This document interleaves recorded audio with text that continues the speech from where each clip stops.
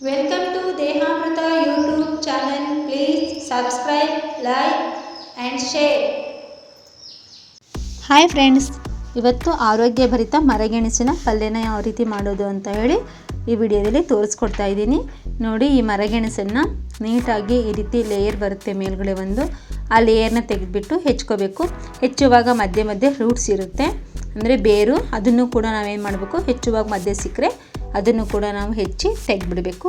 ನೋಡಿ, ಈ ಮರಗೆಣಸಿನ ಸೇವನೆಯಿಂದ ನಮಗೆ ಏನೆಲ್ಲ ಆರೋಗ್ಯದ ಲಾಭಗಳಿದೆ ಅನ್ನೋದಾದರೆ ಇದು ತುಂಬ ಆರೋಗ್ಯಕ್ಕೆ ಒಳ್ಳೆಯದಿದೆ ಫ್ರೆಂಡ್ಸ್. ಅಷ್ಟೇ ಅಲ್ಲದೆ ತೂಕ ನಿರ್ವಹಣೆ ಮಾಡಲಿಕ್ಕೆ ಇದು ನಮಗೆ ತುಂಬ ಸಹಾಯ ಮಾಡುತ್ತೆ. ಬಹಳ ಹೊತ್ತು ಹಸಿವಿನ ಅನುಭವನೇ ಇದರಿಂದ ಸೇವನೆಯಿಂದ ನಮಗೆ ಆಗೋದಿಲ್ಲ. ಇದರಲ್ಲಿ ಹೆಚ್ಚು ನಾರಿನ ಅಂಶ ಇರುವ ಕಾರಣ ಕೆಟ್ಟ ಕೊಲೆಸ್ಟ್ರಾಲ್ ಆಚೆ ಹಾಕುತ್ತದೆ. ಅಷ್ಟೇ ಅಲ್ಲದೆ ಮೈಗ್ರೇನ್, ತಲೆನೋವಿಗೆ ಇದರಲ್ಲಿ ವಿಟಮಿನ್ B12 ಹೇರಳವಾಗಿ ಇರೋದ್ರಿಂದ ನಮಗೆ ಅರ್ಧ ತಲೆನೋವು, ಮೈಗ್ರೇನ್ ಅಂತ ತಲೆನೋವು ನಮಗೆ ಬರೋದಿಲ್ಲ. ಅಷ್ಟೇ ಅಲ್ಲದೆ ಜೀರ್ಣಕ್ರಿಯೆಗೆ ಇದು ತುಂಬ ಸಹಾಯಕವಾಗುತ್ತೆ. ನಮಗೆ ಜೀರ್ಣಕ್ರಿಯೆ ತುಂಬ ಆರೋಗ್ಯದಲ್ಲಿ ಮೇನ್ ಪಾಯಿಂಟ್ ಅಂದರೆ ಜೀರ್ಣಕ್ರಿಯೆ ನಮಗೆ ಚೆನ್ನಾಗಿದ್ದರೆ ತಲೆ ಕೂದಲು ಚೆನ್ನಾಗಿ ಸೊಂಪಾಗಿ ಬೆಳೀಲಿಕ್ಕೆ ಸಹಾಯ ಆಗುತ್ತೆ. ಜೀರ್ಣಕ್ರಿಯೆ ಸರಿಯಾಗಿದ್ದರೆ ನಮಗೆ ಮಲಬದ್ಧತೆ ನಮಗೆ ಕಾಡಿಸೋದಿಲ್ಲ. ಹಾಗೆ ನಮ್ಮ ಎಲ್ಲ ಅನಾರೋಗ್ಯದ ಎಲ್ಲದಕ್ಕೂ ಕಾರಣ ಏನಪ್ಪ ಅಂದರೆ ಜೀರ್ಣಕ್ರಿಯೆ ಸಮಸ್ಯೆ ಇದ್ದರೆ ಮಾತ್ರ ನಮಗೆ ಅನಾರೋಗ್ಯ ಹೆಚ್ಚಾಗಿ ಕಾಡಲಿಕ್ಕೆ ಶುರುವಾಗುತ್ತೆ. ಕಣ್ಣು ಸಹ ಕೆಲವೊಂದು ಸರಿ ಕಣ್ಣಿನ ದೃಷ್ಟಿ ಕೂಡ ನಮಗೆ ತುಂಬ ಮಂದ ಆಗಿಬಿಡುತ್ತೆ ಫ್ರೆಂಡ್ಸ್, ಜೀರ್ಣಕ್ರಿಯೆ ಸರಿಯಾಗಿ ಆಗದೇ ಇದ್ದರೆ. ಆ ಕಾರಣಕ್ಕೆ ಇದರ ಸೇವನೆಯಿಂದ ನಮಗೆ ಜೀರ್ಣಕ್ರಿಯೆ ತುಂಬ ಸರಾಗವಾಗುತ್ತೆ. ಅಷ್ಟೇ ಅಲ್ಲದೆ ಕಣ್ಣಿನ ದೃಷ್ಟಿ, ನೋಡಿ ನಾನು ಹೇಳಿದ ಹಾಗೆ ಕಣ್ಣಿನ ದೃಷ್ಟಿ ಕೂಡ ಇದರಿಂದ ವೃದ್ಧಿ ಆಗುತ್ತೆ ಅಂತ ಹೇಳ್ತಾರೆ. ಅಷ್ಟೇ ಅಲ್ಲದೆ ಇದರಲ್ಲಿ ವಿಟಮಿನ್ ಹಾಗೆ ವಿಟಮಿನ್ A ಖನಿಜಾಂಶ ಇದರಲ್ಲಿ ಜಾಸ್ತಿ ಇದೆ. ವಿಟಮಿನ್ A ಇರೋದ್ರಿಂದ ಇರುಳು ಗುರುಡುತನ ಹಾಗೂ ಕಣ್ಣಿನ ಸಮಸ್ಯೆ, ಕಣ್ಣಿನ ದೃಷ್ಟಿ ಬ್ಲರ್ರಾಗಿ ಕಾಣಿಸುತ್ತಲ್ವ, ಅದೆಲ್ಲ ಇದರಿಂದ ನಿವಾರಣೆ ಆಗುತ್ತೆ. ನೋಡಿ, ಈಗ ನಾನು ಮೇಲಿನ ಎಲ್ಲ ಸಿಪ್ಪೆಯನ್ನು ತೆಗೆದುಬಿಟ್ಟು ಇದನ್ನು ಚಿಕ್ಕದಾಗಿ ಆಲೂಗಡ್ಡೆ ಥರ ಇದನ್ನು ಹೆಚ್ಚ್ತಾ ಇದ್ದೀನಿ.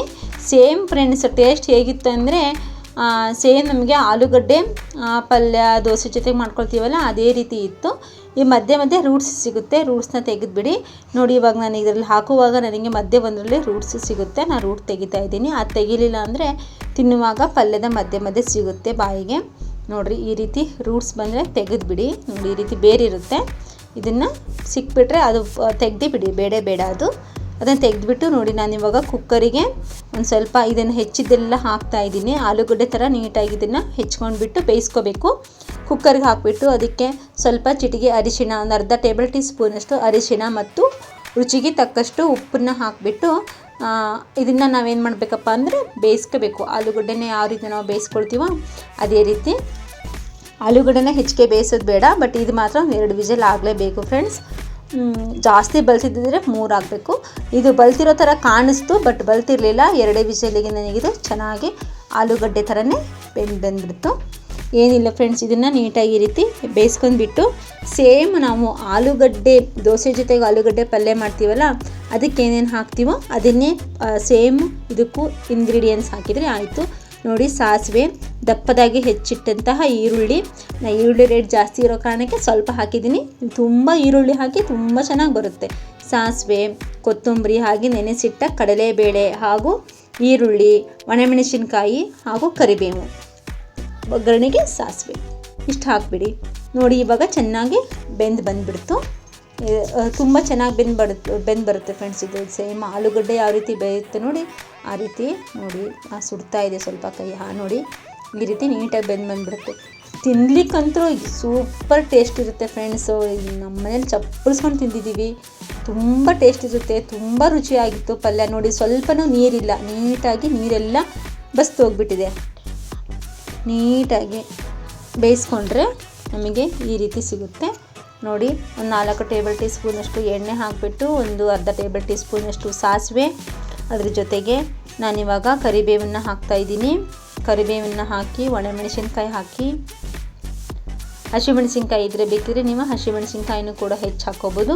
ಹಸಿಮೆಣಸಿನ್ಕಾಯಿ ಪೇಸ್ಟ್ ಬೇಕಾದ್ರೂ ನೀವು ಮಾಡಿ ಹಾಕ್ಕೋಬೋದು. ಆಮೇಲೆ ಈರುಳ್ಳಿ ಹಾಕ್ತಾಯಿದ್ದೀನಿ. ಈ ಪಲ್ಯಕ್ಕೆ ಮಸಾಲೆ ಬೇಡ ಅನಿಸುತ್ತೆ, ಜಸ್ಟ್ ಇದೇ ರೀತಿ ಪಲ್ಯ ಮಾಡಿಕೊಂಡ್ರೆ ಸಾಕು ಫ್ರೆಂಡ್ಸ್. ನೋಡಿ ಕೊತ್ತಂಬರಿ ಹಾಕಿದೆ, ರುಚಿಗೆ ತಕ್ಕಷ್ಟು ಉಪ್ಪು. ಸೇಮ್ ನಾವು ಆಲೂಗಡ್ಡೆ ರೆಸಿಪಿ ಪಲ್ಯ ದೋಸೆ ಜೊತೆಗೆ ಮಾಡ್ತೀವಲ್ಲ ಸೇಮ್ ರೆಸಿಪಿ ಫ್ರೆಂಡ್ಸ್. ನೋಡಿ ಸ್ವಲ್ಪ ಒಣಮೆಣಸಿನ್ಕಾಯಿ ಖಾರ ಆಗಲ್ಲ ಅಂತ ಸ್ವಲ್ಪ ಅಚ್ಚ ಖಾರದ ಪುಡಿ, ಒಂದು ಸ್ವಲ್ಪ ಸಾಂಬಾರು ಪುಡಿ ಹಾಕ್ತಾಯಿದ್ದೀನಿ. ಸಾಂಬಾರು ಪುಡಿ ಬೇಕಿದ್ರೆ ಹಾಕ್ಕೋಬೋದು, ಬೇಡಿದ್ರೆ ನೀವು ಸ್ಕಿಪ್ ಮಾಡ್ಕೋಬೋದು. ಅಷ್ಟೇ ಅಲ್ಲದೆ ನೆನೆಸಿಟ್ಟ ಕಡಲೆಬೇಳೆಯನ್ನು ಹಾಕಿಬಿಟ್ಟು ಇದೊಂದು ಸ್ವಲ್ಪ ಹಸಿ ವಾಸನೆ ಹೋಗೋ ತನಕ, ಕಡಲೆಬೇಳೆದು ಮತ್ತು ಈರುಳ್ಳಿ ಹಸಿ ವಾಸನೆ ಹೋಗೋ ತನಕ ಸ್ವಲ್ಪ ಎಣ್ಣೆಯಲ್ಲಿ ಇದನ್ನು ಫ್ರೈ ಮಾಡಿಬಿಡಿ. ಫ್ರೈ ಮಾಡಿಬಿಟ್ಟು ಇವಾಗ ಹಾಕ್ತೀನಿ ನೋಡಿ ಬೇಯಿಸಿದಂತಹ ಮರಗೆಣಸು. ಸೂಪರಾಗಿತ್ತು. ಯಾವ ರೀತಿ ಬಂದಿತ್ತು ಅಂದರೆ ಫ್ರೆಂಡ್ಸು, ಒಳ್ಳೆ ಹಲ್ವಾಗೆ ರೆಡಿ ಮಾಡೋ ಥರ ಬಂದಿತ್ತು. ಇದು ಆಗಿರೋದು ನೋಡಿ ನಾನು ಏನಕ್ಕಪ್ಪ ಇದು ಮಾಡಿದೆ, ಪಲ್ಯ ಮಾಡಿದೆ, ಇದರಿಂದ ಏನಾರೋ ಒಂದು ಸ್ವೀಟ್ ಮಾಡಿದ್ರೆ ತುಂಬ ಚೆನ್ನಾಗಿರ್ತಿತ್ತಲ್ಲ ಅಂತ ಅನ್ನಿಸ್ತು ಫ್ರೆಂಡ್ಸ್. ನೆಕ್ಸ್ಟ್ ಟೈಮ್ ಖಂಡಿತ ನನಗೆ ಮತ್ತೆ ಮರಗೆಣಸು ಸಿಕ್ಕರೆ ಸ್ವೀಟನ್ನು ಯಾವ ರೀತಿ ಮಾಡೋದು ಅಂಥೇಳಿ ತೋರಿಸ್ಕೊಡ್ತೀನಿ. ಇದು ನೋಡಿ ಮರಗೆಣಸಿನ ಪಲ್ಯ ಇವಾಗ ರೆಡಿ ಆಯಿತು. ನಾವು ದೋಸೆ ಜೊತೆಗೆ ಮತ್ತು ರೊಟ್ಟಿ ಚಪಾತಿ ಜೊತೆಗೆ ಎದ್ರ ಜೊತೆಗೆ ಬೇಕಾದ್ರೂ ನಾವು ಇದನ್ನು ತಿನ್ಬೋದು. ನಾವು ಬಂದುಬಿಟ್ಟು ಇದನ್ನು ದೋಸೆ ಜೊತೆಗೆ ಇದನ್ನು ತಿಂದ್ವಿ ಫ್ರೆಂಡ್ಸ್. ತುಂಬ ಟೇಸ್ಟಾಗಿತ್ತು. ಹಾಗೆ ಇದು ವಿಡಿಯೋ ನಿಮಗೆ ಯಾವ ರೀತಿ ಅನ್ನಿಸ್ತು, ಆರೋಗ್ಯದ ಲಾಭಗಳ ಕುರಿತಾಗಿ ಹೇಳಿದ್ದೀನಿ, ಹಾಗೆ ರೆಸಿಪಿನೂ ತೋರಿಸಿದ್ದೀನಿ. ಇಲ್ಲ ರೆಸಿಪಿ ಅಷ್ಟೇ ತೋರಿಸ್ರಿ ಅಂದರೆ ರೆಸಿಪಿ ಅಷ್ಟೇ ತೋರಿಸ್ತೀನಿ, ಇಲ್ಲ ಆರೋಗ್ಯದ ಟಿಪ್ಸ್ ಜೊತೆಗೆ ರೆಸಿಪಿ ಚೆನ್ನಾಗಿದೆ ಅಂದರೆ ಅದನ್ನು ತೋರಿಸ್ತೀನಿ ಹೇಳ್ತಾನೆ. ನಾನು ಇವತ್ತು ಮಾಡಿರೋ ಈ ರೆಸಿಪಿ ನಿಮಗೆ ಇಷ್ಟ ಆದರೆ ದಯವಿಟ್ಟು ವಿಡಿಯೋಗೆ ಒಂದು ಲೈಕ್ ಕೊಟ್ಟು ಸಬ್ಸ್ಕ್ರೈಬ್ ಮಾಡಿ, ಹಾಗೆ ಫ್ರೆಂಡ್ಸ್ ಫ್ಯಾಮಿಲಿಗೂ ಕೂಡ ವಿಡಿಯೋನ ಶೇರ್ ಮಾಡಿ. Thank you so much friends.